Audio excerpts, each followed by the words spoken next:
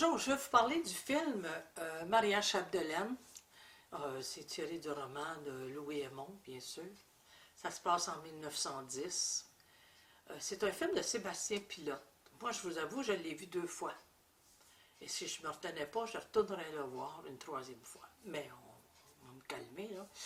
Écoutez, c'est à mon avis, un film d'une extraordinaire beauté. Les comédiens dans ce film-là ont très bien saisi ce qu'ils avaient à faire, c'était quoi leur rôle. On pense à Sébastien Ricard, le père, qu'on ne voit pas pleurer une seule fois. Les hommes ne pleuraient pas, et même quand son épouse décède. Bon, écoutez, tous les comédiens sont beaux. Maria Chapdelaine, elle a le rôle principal. C'est une jeune fille d'une beauté exceptionnelle, naturelle, avec des yeux, une belle petite noire avec des yeux noirs, une québécoise comme il y en avait dans le temps, là, une pure laine. C'est une jeune fille qui est en amour depuis l'enfance avec son beau François Paradis, qui est bien sûr Emile Schneider, c'est un rappeur en passant. Je ne l'avais jamais vu, mais un beau garçon, lui aussi le regard, les yeux, tout se passait vraiment à distance dans ce temps-là. Les filles n'avaient pas accès aux garçons, ça se touchait pas, ça se regardait. Puis ils décidaient beau jour de se mettre. C'est extraordinaire comme fait, comment ils ont réussi à nous amener à cette époque difficile pour les Québécois, les gens qui colonisaient, les gens qui défrichaient, les bûcherons qui allaient dans le bois l'hiver pour gagner un peu d'argent, pour être capable d'acheter des semences, puis ils défrichaient. Ça se passe au nord, sur les bords de la rivière Péribonka, là, au nord du lac Saint-Jean. Donc un coin difficile.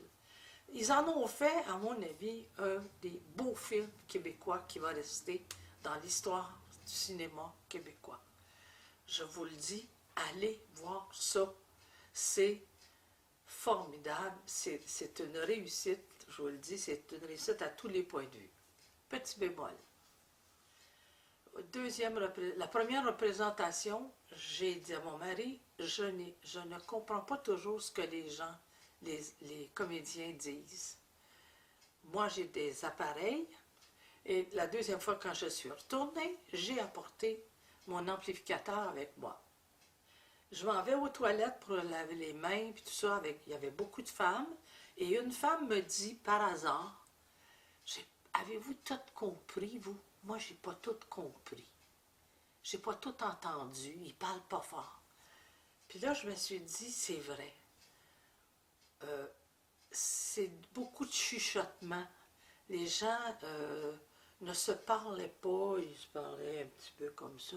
Il me semble que ça, les Québécois, on parle fort. On parle fort, je ne sais pas. C'est le seul petit bémol que j'apporte. Peut-être que le son n'était pas assez fort dans le cinéma, je ne le sais pas. Mais où j'étais, où je suis allée le voir 2 fois, puis c'est ça que les femmes ont dit aux toilettes, on n'entendait pas bien. Donc, mais je ne reproche pas au film, c'est peut-être le cinéma. Comme je dis, c'est peut-être le cinéma. Mon mari a tout compris, mais mon mari entend un peu trop. Donc, il est à l'inverse de moi. Comme je dis, à part de ça, c'est un film extraordinaire. Allez voir ça.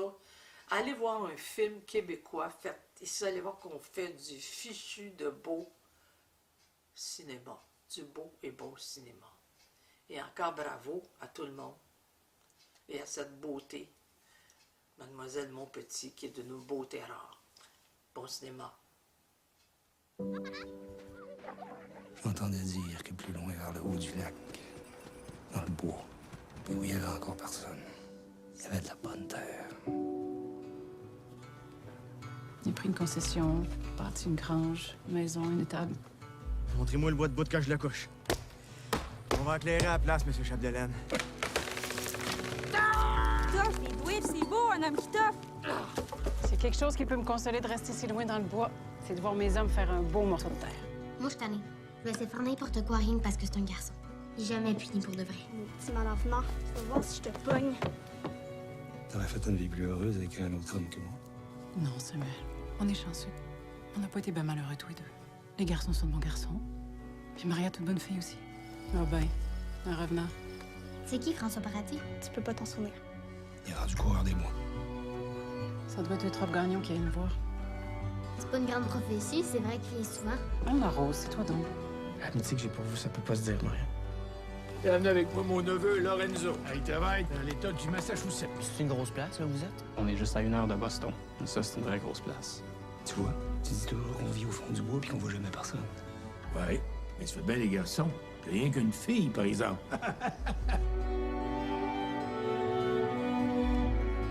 Vous, Maria? J'aurais aimé être maîtresse d'école, et mes parents avaient besoin de moi à la maison. Pourquoi avez-vous pas dit à vos parents qu'on s'était vu à Saint-Prime? Peut-être vous a-t-on dit quelque chose contre moi. Ton père m'a dit qu'un jeune homme des États-Unis était revenu ici pour te parler. Tu vas prendre le temps d'écouter. Je suis revenu pour vous, Maria. Comme ça, on se met à être malade, comme les gens qui ont les moyens. Je suis désolée, Eutrope. Alors, vous allez partir? Ça montre qu'on est des petits enfants dans la main du bon Dieu.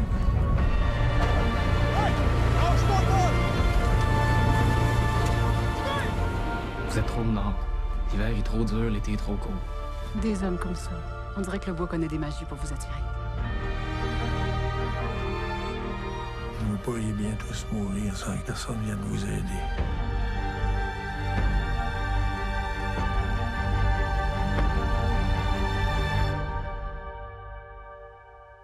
Je pense que depuis le commencement du monde, il n'y a jamais eu un printemps comme ce printemps-là.